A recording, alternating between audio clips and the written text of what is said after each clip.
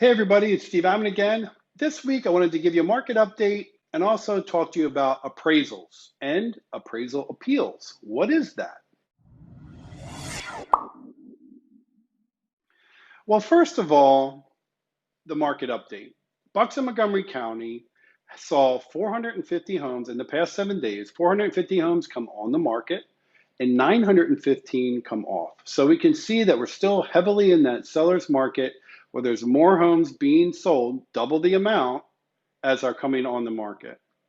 And one of the things that happens in a market like this is we have competing bids and they're selling for over asking price. And everyone thinks, wow, that's great, but not so fast. It can run into problems. And here's the problem. It has to do with the appraisal. So at some point, there's going to be more often than not an appraisal on that house. And this is because the bank sends in an appraisal or an appraiser to value that property and make sure they're not over investing in that property. Well, that appraiser goes in and analyzes past data, just like an agent would when they're listing the house. They're saying, okay, well, what kind of justification can I come up with for this asking price? The appraiser does the same thing. And if that house sells for more than asking, now you could run into problems. So what do you do as an agent when you have this appraisal problem? Well, beforehand, if you want to try to tackle the issue early, you can enact things like an appraisal contingency in the offer. You can structure the offer in other ways that will protect you. But if you didn't do that and you get to a point where the appraisal value comes in low, so for an example, if a house was under agreement for 300,000 and then the appraiser comes in and says, well, we only think it's worth 290, you have a $10,000 shortfall that somebody's got to make up for. So if a buyer was going to put 10% down on that house, they would be putting $30,000 down. Well, if the new value is 290,000, the buyer is still putting down $29,000, 10%. But now you have a $10,000 problem that somebody's got to make up for. Is it going to be the buyer? Is it going to be the seller? Is it going to be a compromise? Is the deal going to blow up?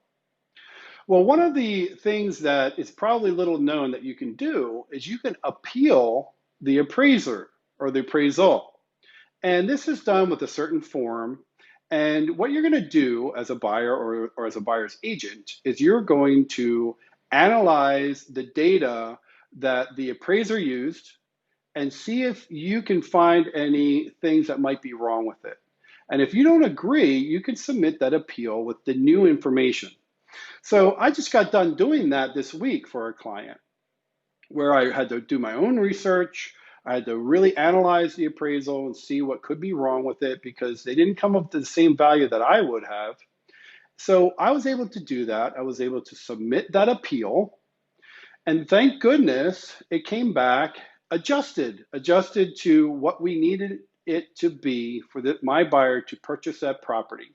It came in at $1,000 now more than what the buyer was paying for it, when as previously it was valued at $5,000 less. So the buyer's happy, the seller's happy, the deal doesn't blow up, and we still get to settlement. And this is where 30 hours of appraisal courses kind of came in handy for me as I was taking my broker's license courses. And it actually was one of the tougher courses because it's a lot data driven. There's a lot of different ways to analyze a property and get a true value out of it. So I just wanted to share that. It's a common thing that's happening more and more is the appraisals are coming in and they're creating some havoc on these deals that are selling for way over asking price. So that's just a little update on some things that the industry is facing these days. If you have any other questions about these types of processes, of course, I'm available for all of your questions. Have a great day.